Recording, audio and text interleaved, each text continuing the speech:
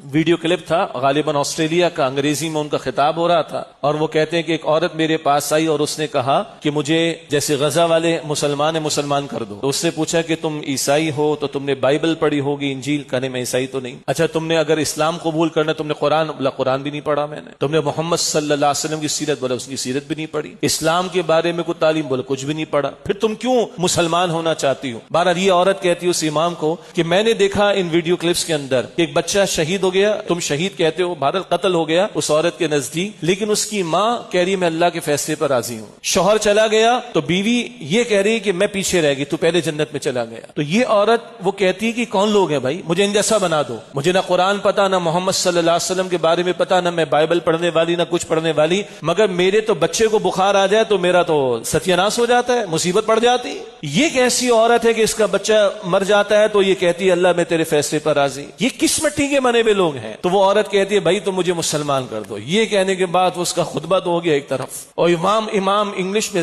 وہ جو بیان کر رہا تھا زاروں قطار رونا شروع ہو گیا. بولا ہم پیدائشی مسلمان، ہمارا ایمان کدھر کھڑا ہے آج؟ اور یہ ایک عورت جو کہ غیر مسلم ہے، مسلمانوں کی استقامت کو دیکھ کر اللہ کے فیصلے پر راضی ہونے کے جملوں کو سن کر یہ کہتی کہ مجھے ان جیسا بنا دو. کہ مجھے امام ہو کر شرم آتی ہے کہ میرا ایمان تو ایسا نہیں.